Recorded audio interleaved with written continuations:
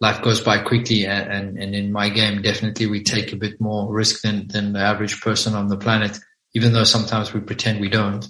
So it's definitely taught me to be a bit more real and try not to take anything for granted. Why are so many people fascinated by flying? What lessons can we learn from skydiving? And how can we pursue our passion? Who better to ask than Will Penny, a world champion freestyle skydiver who has already completed 19,000 jumps. Will tells us how his passion for skydiving became his profession and why it is so important for us to pursue our dream. We talk about ego, fear, personal growth, and of course, the adrenaline rush.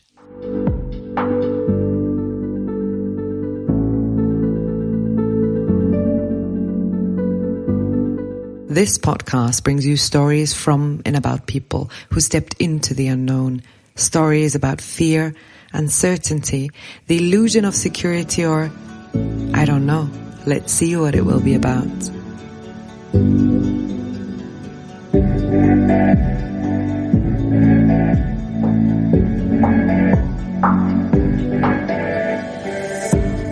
My name is Katharina Bayer, and I will host you on this journey into the unknown.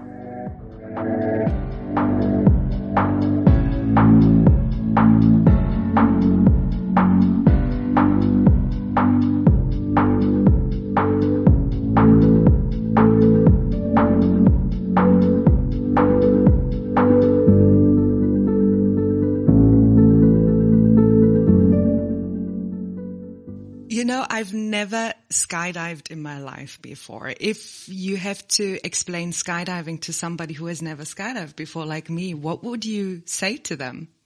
Oh, that's a fantastic question. I think it's a really introspective challenge where you go against what your primary instincts are telling you that you shouldn't do. Or you should do. I suppose that they're very closely connected. So the experience becomes very much like pushing yourself to do something that your mind is telling you that you shouldn't do, but you actually really want to experience. So it's quite a mental game. And then the actual sensation, the first few seconds are a little bit perhaps petrifying the first time you do it. And then very quickly after you've left the plane, you start to get into this feeling that you're actually flying, you know, because you're quite far away from references that give you the reference of speed and distance. So you got like two parts to it. The free fall part, like the hardest part would be probably in the door. And then the next, most impactful part where you're going to feel your stomach drop would be when you leave the plane. And then after that, it becomes actually quite a peaceful experience. And then when your parachute opens, it's really nice because you're quite disconnected from any clutter of the world, right? And you have a beautifully uninterrupted view of the world and the perspective, right, of how you fit into this reality. And it's quite a moving experience, I suppose, you know. So it's playing on several parts of what make us to be human beings, like the mind, the ego, the heart, and it's one of those things that's really difficult to describe, one of those things that should be lived, you know. I really think the words kind of fail, you know, but it's also like it's this tremendously like beautifully intense journey that as soon as it's over, you're like, but did that actually really happen? Do you still have sometimes the fear when you're in the door before you jump, or does it like pass after so many jumps that you've done? I would say that it depends on what's going on. There is always this fear, this ever-present fear, but it can be quite converted more into a state of focus and like utmost respect for what you're doing.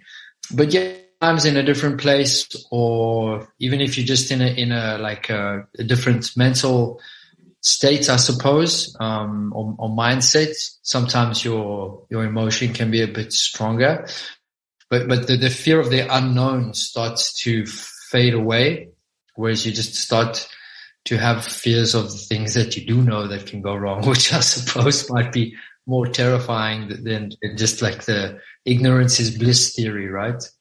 Whenever I speak to people, so many people tell me if they have like one superpower, they would like to fly.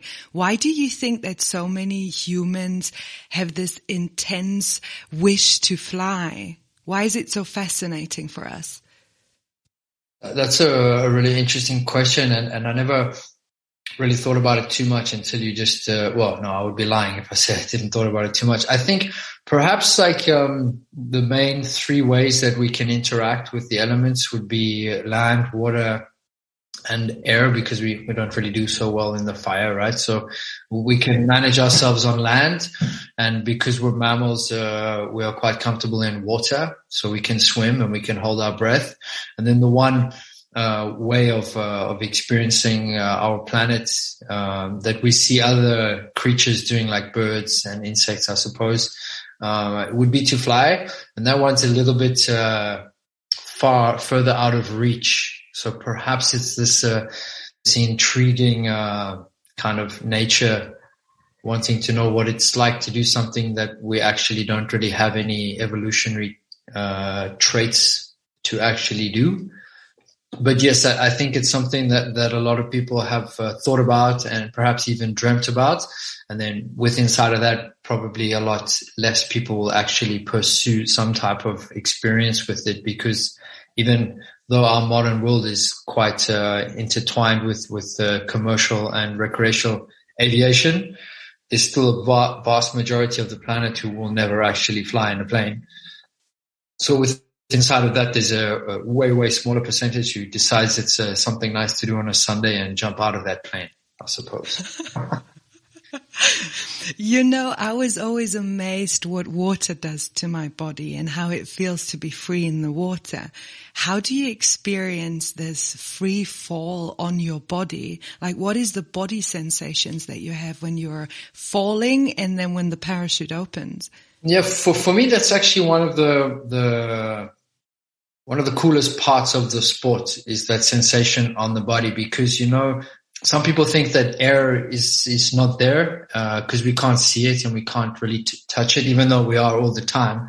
But when air is not moving, it seems not to be there. But as you increase the speed that you're traveling in the airflow, or the airflow, the speed is increased, the air actually becomes almost like a fluid medium. So it becomes not too distant from the sensation of water. But obviously it's just a lot less dense. And then the interesting thing on the body is where that air is hitting your body and where you are playing with your center of gravity and balance, which becomes a very important part of the sport if you start to want to learn how to get good at flying. You know, you have to kind of pursue some type of obsessive journey towards trying to understand where that airflow is going and how your body is behaving inside of it. And there are sensations connected to that. So you can have these sensations of relatively going faster, slower, and in some ways even up and down, even though as soon as you jump out of a plane, there's no moment you're going up. But you can have these sensations with inside of the air that are actually pretty strongly connected to the pleasurable side of the sport, I believe. What you are doing is more than just flying as a hobby or for sport. I heard that you grew up on a drop zone, and you had your first tandem flight when you were 10 and your first solo flight when you were 15.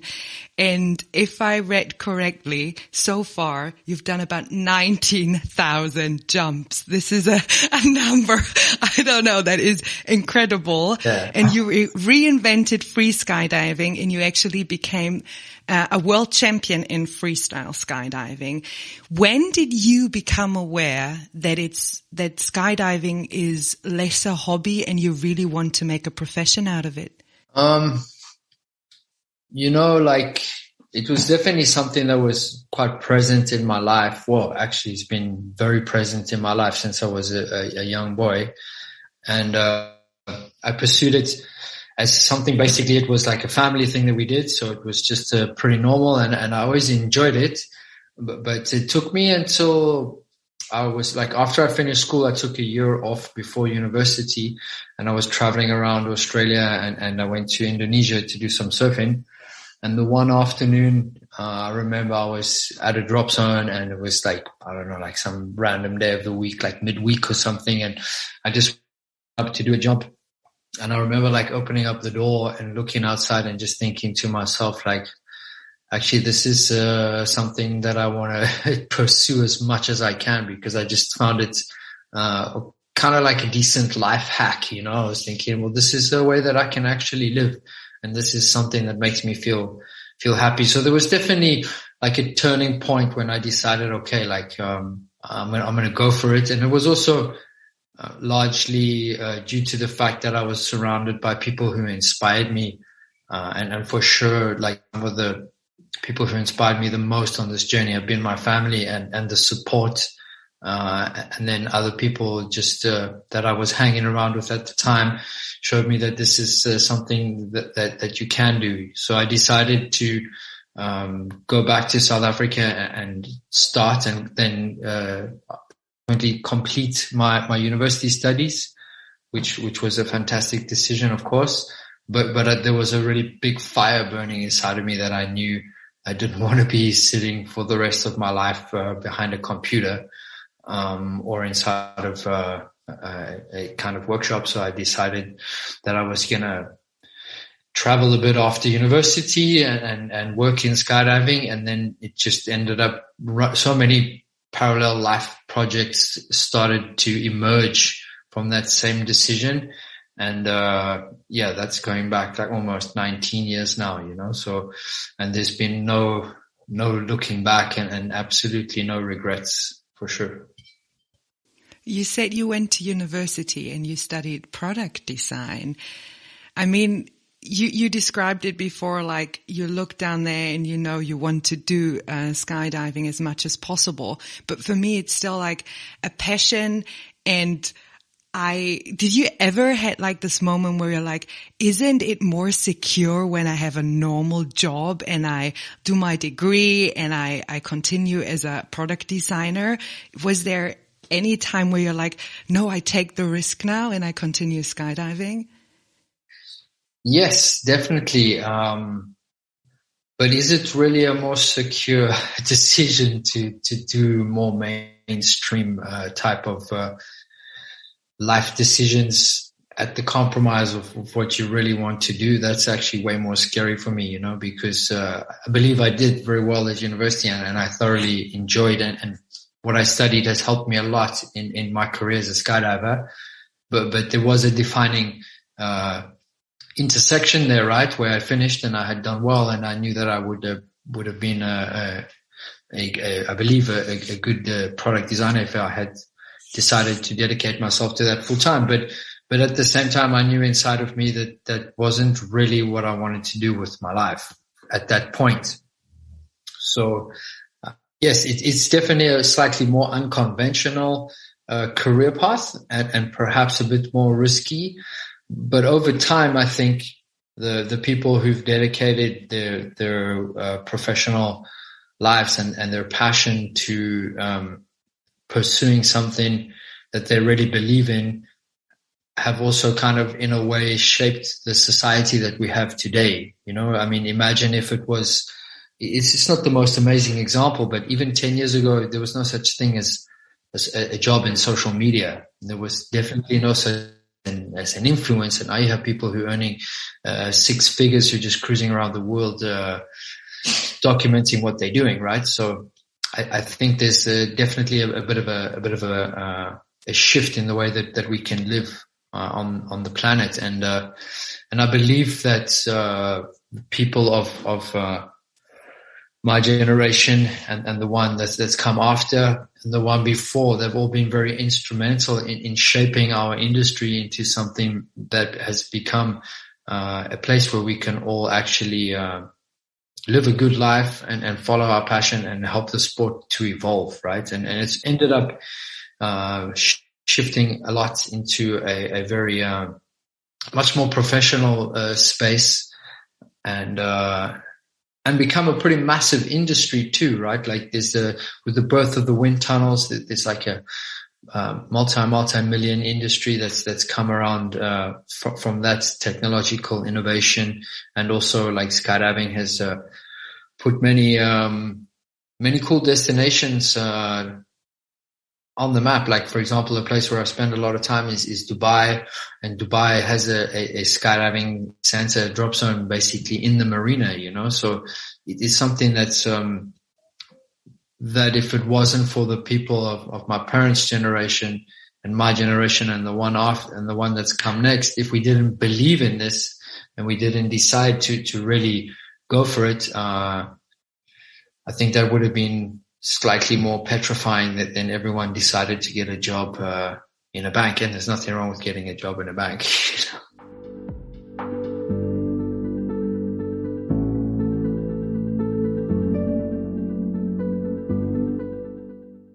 How you describe it, it sounds so smooth and like everything worked out. Were there ever times when you were struggling and thinking, did I really take the right decision? Yeah, of course. There have been, there will be, and there are always. But I suppose we could ask the same question to yourself, right?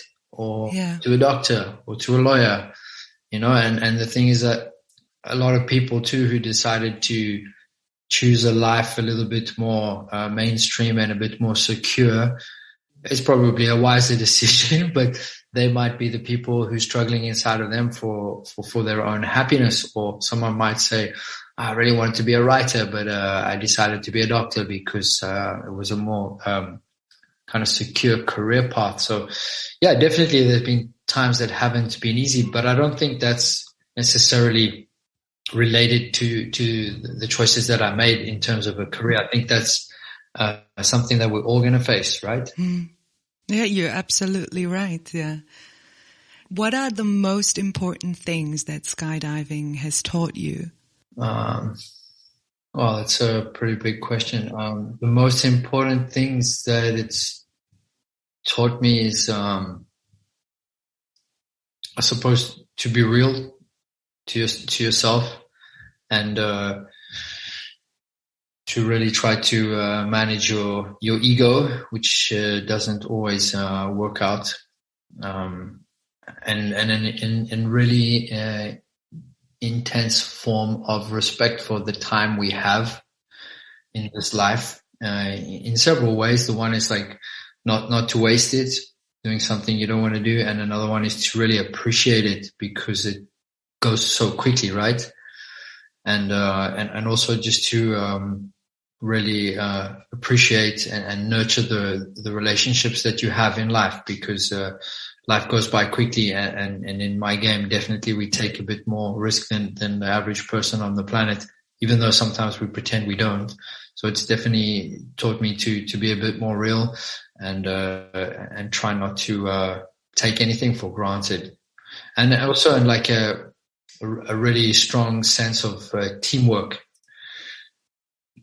because pretty much all of the relationships that we have in one form or the other are based on some type of mutual kind of respect and contribution. So it's definitely taught me to appreciate that whatever you achieve wasn't done on your own. There's people behind that have helped you to do that, and to respect that. And the more you can work together and appreciate everybody for having the role that they did in what you're doing, we just kind of keep on feeding each other. Because you mentioned risk, I have to quote you. You once said, don't become a base jumper and you probably survive. And I heard you saying that you lost some friends while skydiving, and it's a pretty risky sport or profession. How do you differentiate between what your ego tells you and what actually your mind tells you? Because I guess you have to take a lot of risks because you are a professional skydiver. Yeah, I mean, I think this is a very much a human thing that we have to learn to manage. and perhaps a little bit harder if you're a man, because our egos sometimes outweigh our brain. I think that's some type of evolutionary trait that we have, right?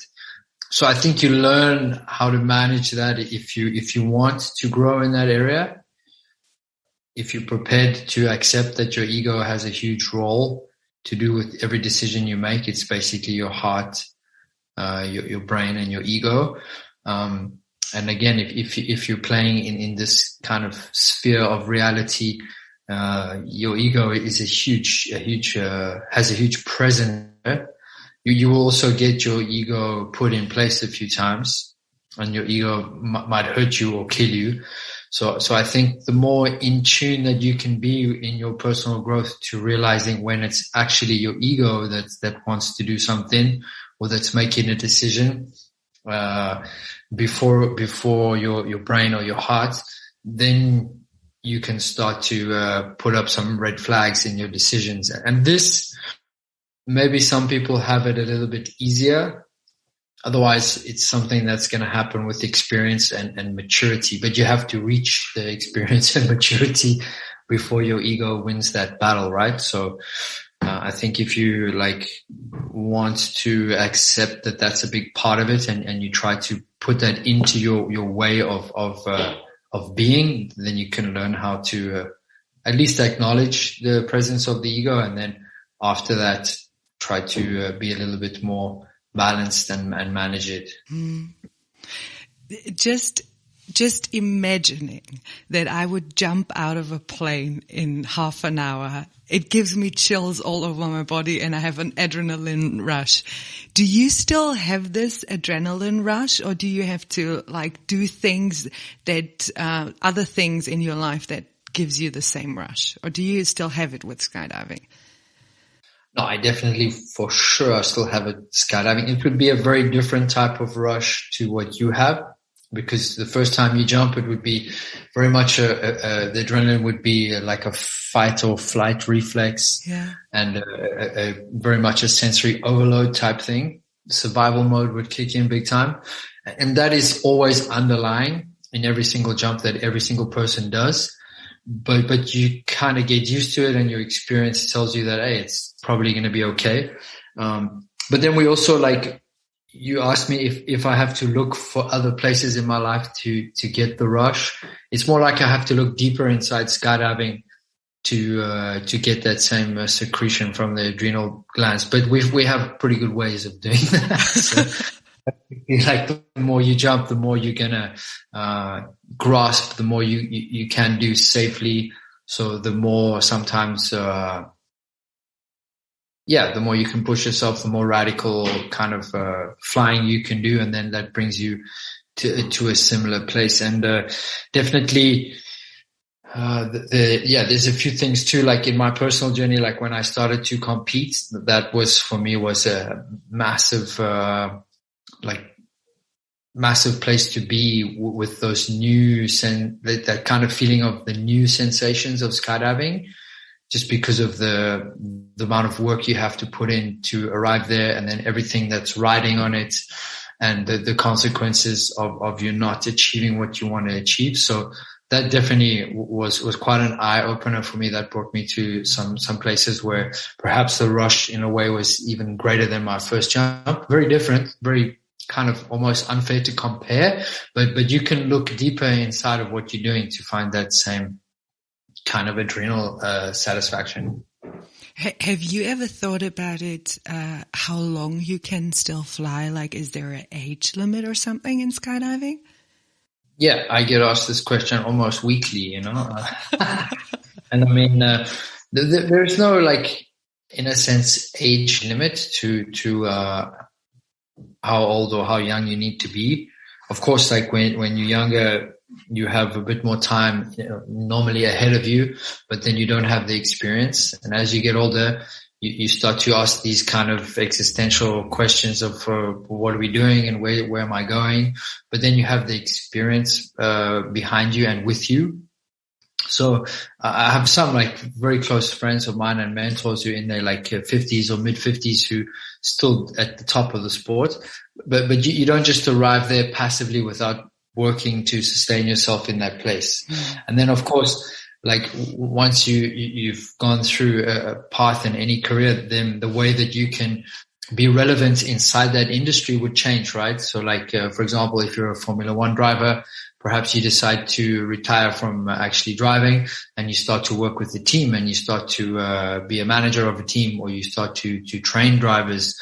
And then perhaps you can end up even owning a team, or etc. There's many ways you can go about it. So I think one thing that I'm really happy to accept and I've decided on is that I would like to see myself remaining in this industry for my working life, but I hope too that my roles will evolve naturally with time, which they already have. I'm still very active. I'm still jumping a lot. But definitely I've made some decisions and invested some of my time to have a different place where I can share my experience and contribute to the industry, and also looking a little bit further ahead to how I could sustain myself in the sport without being in a place that I have to jump every day. So yeah, I mean, there is no defined limit as to how long you can jump. It just depends what you want to do, and if you want to retain the same role that you have, or you want to perhaps use the experience that you've got and then make a new place for yourself. So you're a skydiving instructor as well. And I recently discovered for myself the power of visualization. How much of the instruction you give to new students is about mental preparation and visualization, and how much can this contribute to the jump? Yeah, I'm really happy you asked that question, because it's something that I actually work a lot with, and more in recent years. Because I believe that the biggest contribution I will make to somebody is actually in their mental training. So the mental side of the sport is super important, and connected to that, the visualization is a tool that's, I think it's kind of undervalued in a way, and in a lot of training. Even within skydiving, it's used, but I don't think it's used as much as it should be. And when you compete, it's something that we taught how to do, and something that you carry with you from that point forward. And the visualization is a super powerful tool. And once you can find a way to allow people to visualize what you would like them to do, or how you need them to perform, you give them tremendous tools for the sport that they can even like copy paste into normal life. So it's a super big part of our game. And I was working with a couple of colleagues of mine to develop some training programs to actually grow new teachers and coaches in the sport. And one of my colleagues had a really good point. He said, in the past 20 years, we went so far down the rabbit hole just to make ourselves better flyers, but we didn't put that same amount of energy to make us better teachers. So now we're kind of at this super interesting place where the flying is on a really nice steep exponential curve. And there's more and more people who jump in on board trying to understand how we can teach those skills. And that becomes a really nice circle of seeking knowledge for yourself and then giving back, and always trying to keep in a growth mindset. And that's kind of where I find the sports at a really, really nice place right now, because people are super happy to look deeper into the mental side of the game. And this, in turn, I believe is a huge driving force behind making us much better at what we're doing. How can I imagine the visualization? Do you watch clips of somebody skydiving and then try to embody it, or what is? Can you give an example what you do when you visualize like skydiving? Yeah, definitely. When you want to visualize skydiving, sometimes because it's a three-dimensional sport, at least free flying and freestyle, the artistic disciplines, it's moving in 3 dimensions. So it's not so similar. It's not it's a little bit different from how we interact in the world, because it's usually a bit more of a 2D world that we live in. So the third dimension adds a bit of a extra tricky thing for the brain to compute.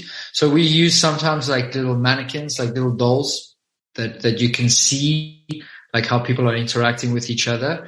And then you can look at it. So you can look at it from the outside and you can see, okay, this is me, this is you, and we need to go like this and then down and up or whatever it might be. So you can see, okay, this is what it needs to look like. And then the second form of visualization is imagining what you should be seeing. So if this is me and that's you, so I should see you here and then I should see you there, for example. And then you take a look from the outside too. So there's basically there's like an introspective form of visualization where you think about what you should see. And then there's the visualization where you think about if someone was watching you do this thing, what it should look like from the outside. Okay. When I talk to people about skydiving, something I heard, and I want to talk about myth now, is that the 100th jump is done naked. And is there any like funny things or myth that are totally wrong or totally true, and you want to share with us? Yeah, the 100th jump naked is it's not done in every country. Definitely in South Africa, it's a thing. Like I did my 100th jump naked, yeah, for sure. But some people, like as I've traveled and I say, it's your 100th jump, you should jump naked. They're like, what are you talking about? So it depends about which country you're in and what's the kind of the vibe there for that type of celebration. But it's definitely a big milestone, right? Like most people. The most amount of people who will experience skydiving will do one jump, right? Do a tandem. Yeah. And then a very, very small percentage of those people will go on to get their license. And then an even smaller percentage of those people will arrive to 100 jumps, and then less and less to 1,000, then 10,000. So it becomes just pretty special milestones for basically your commitment to the sport and your time in the sport. And then it's also pretty much only the people who've been down that road who are going to appreciate it. Other people just think you're completely crazy, So is there anything, because you have already 19,000 jumps, is there any big landmark on the 20,000th jump or something that you have to do? Because I guess not many people do so many jumps. Yeah, not so much. I would say like it's not so much that you have to do, right? It's just probably a celebration, because it's going to mark a very significant amount of time and commitment to doing something obsessively, basically. So I think the celebration is arriving at that point and sharing it with people who are happy for you to be there and hopefully have a good time, like maybe do your 20,000th jump and then I don't know, have some beers or something. I don't know, but it's not like not kind of as connected to that idea of the naked jump on the 100th. Sometimes there's like the pie in the face is another one. So they just bet you land. And then I think that's like a lot of places do that for 100 or 1,000. So you land from your jump and then they everyone puts pies in your face or something like that. Pretty random, I suppose. I have 3 last questions, Will. Sure. What is your biggest fear? In life or in life? Skydiving?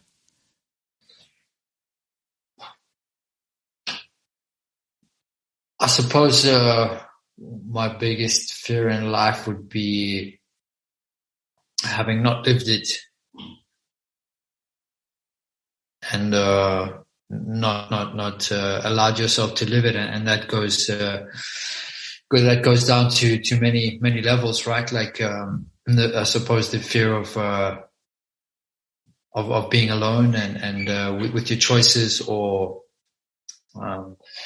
being alone, like and not having truly loved and not pursued your passion, and yeah.